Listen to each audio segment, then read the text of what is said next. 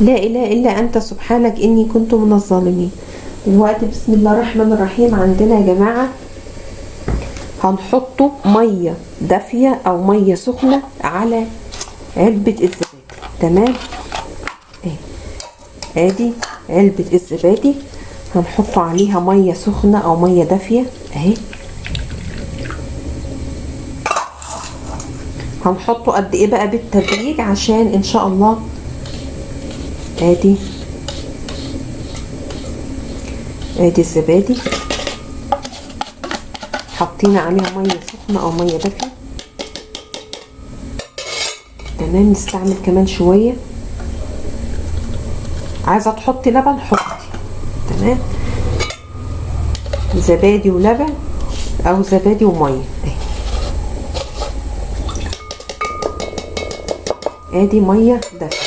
تمام، بقيت بقى المكونات بسم الله هنحطه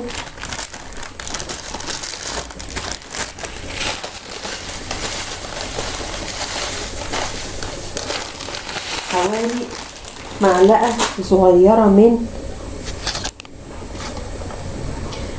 صغيره من السكر. هنحطه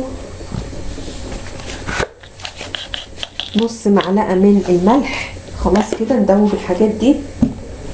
هنحطه معلقه صغيره من البيكنج باودر او البيكربونات اهي. خلاص هنحطه بقى يا اما عصره ليمونه او خل اهي. ادي طبعا شايفين انتوا هوريكم الفوران اللي هو بتاع الايه اهي، يا خل او ليمونه مع البيكنج باودر.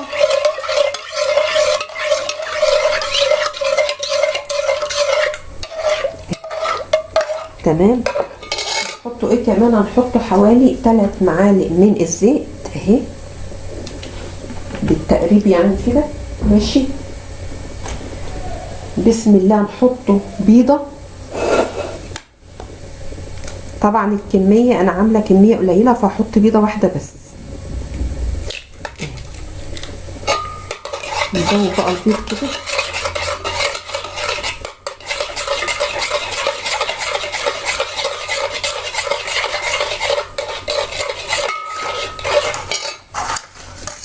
كده المكونات السائله بتاعتنا كلها اختلطت في بعضها.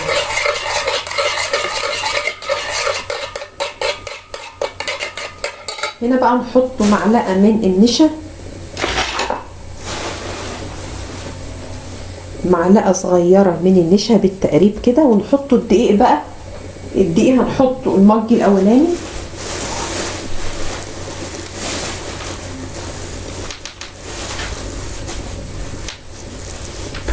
نحط مج واحد بس ونقلب بقى ونحطه الباقي بقيه الميه اهي. انا هعمل بس مج، انت بقى ممكن تعملي مجين 3 4. ادي مج اهو. ونقلب كده. بالنسبه للميه القوام عايزينه قوام مش تقيل قوي ومش خفيف قوي. تمام اهي.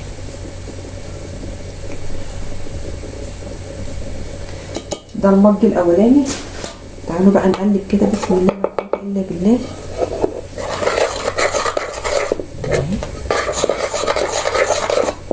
طبعا لو احتاجنا ميه هوريكم القوام يبقى عامل ازاي. في ناس بتعمله في الخلاط. شايفين كده القوام تقيل اهو.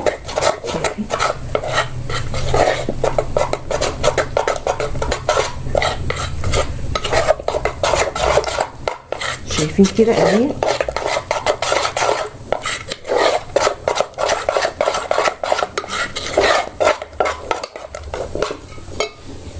بصوا بقى انا هعمل كمان.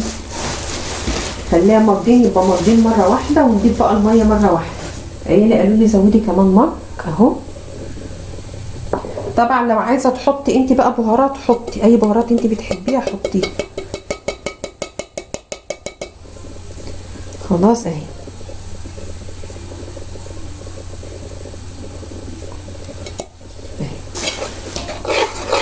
المرحله دي بقى هنضيف الايه الميه بحيث القوام يكون ولا خفيف قوي ولا تقيل قوي. تمام كده اهي.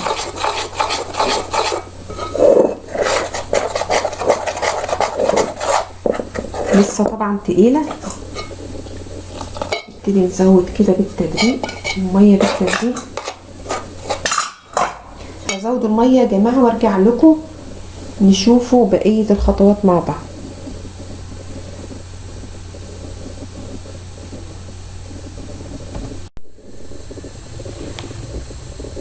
بصوا يا جماعه بالنسبه للقوام، طبعا انا قعدت بضرب فيه من ساعتها زي ما انتم شايفين كده. القوام بتختبريه ازاي؟ بتمسكي المعلقه اهي وتعملي خط فيه كده اهي، طالما الخط ده ما رجعش اهي خط ثابت اهو. نعملها كمان مره بيبقى ولا تقيل قوي ولا خفيف قوي. هنقوم بقى دلوقتي على طاسه على النار ونتابع مع بعض. بصوا يا جماعه هنا عملنا الفيديو اشتغل. هنا سخنا طبعا طاسه عليها زيت وسمنه او زيت بس، تمام. لازم تكون سخنه وتكون تفال. خلاص بسم الله. طبعا الخليط زي ما انتوا شفتوه اهو. طبعا لازم تقلبوه عشان هو من النوع اللي هو بيتقل، تمام. ممكن تسيبيه بس 10 دقايق يعني ايه يرتاح مع بعضه كده. خلاص اهي نقلب كده ونصلي على النبي. طبعا اول حاجه بيتقدح جامد وبعد كده على نار هاديه. خلاص اهي شايفين اول ما بتقلبيه بيتقل تاني. عايزه تصفيه بالمصفى صفيه. خلاص كده يلا بينا بقى بسم الله. هنوطي بس النار اهو. بسم الله لا قوه الا بالله.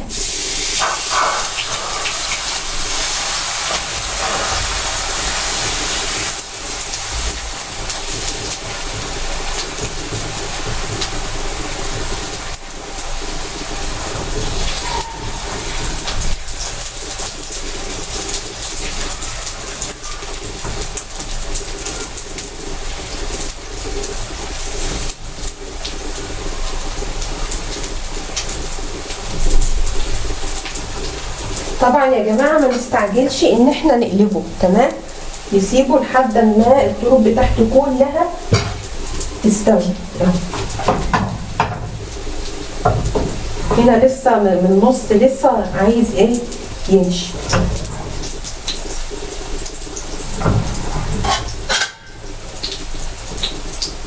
اهم حاجه ما تستعجليش عليه عشان من النص ينشف.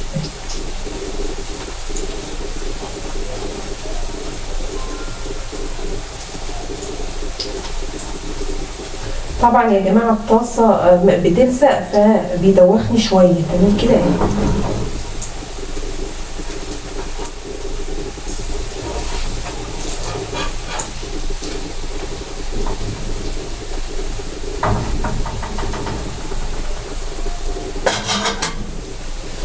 لسه بقى مش هقلبه، هسيبه كام دقيقه كده واما اقلبه هوريهولكم. خلاص عشان الفيديو ما يطولش. بصوا كده يا جماعه اهو. ده اول واحد عشان طبعا انا كترت زيت شويه عشان الطاسه اهي. ده اول واحد. تعالوا بقى نسخن الطاسه تاني اهي.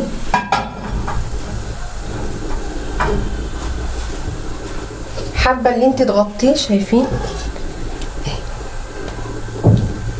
اهو. حابه اللي انت تغطيه غطيه عشان يبقى ايه بطري. خلاص اهو شايفين. انا هغطيه برضو وزي ما قلت الطاسه لازم تكون سخنه.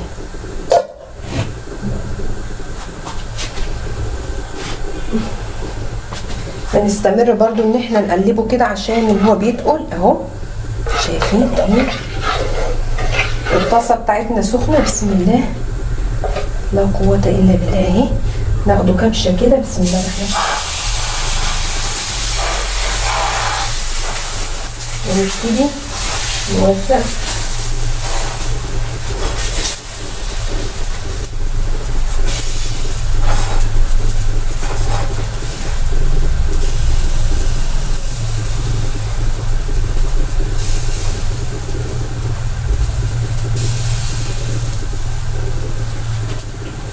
بنفس الطريقة نار عالية في البداية وبعدين بنوطي.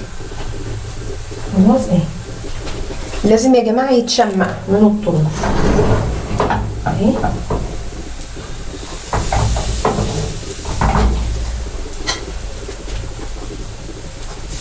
طبعا اي زيادات كده بتحاولي ان انتي توزعيها اهي.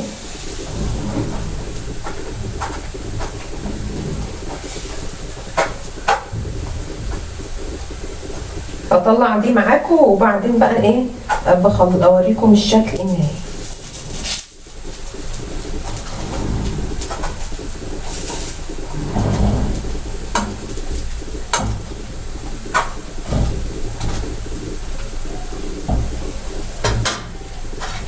كده نشوف الطرق. بسم الله اهو. ده خد لون شويه اهي. نقلب اهو عشان فينا نخلص بقى وبعدين نرجع تاني نشوف مع بعض. خلاص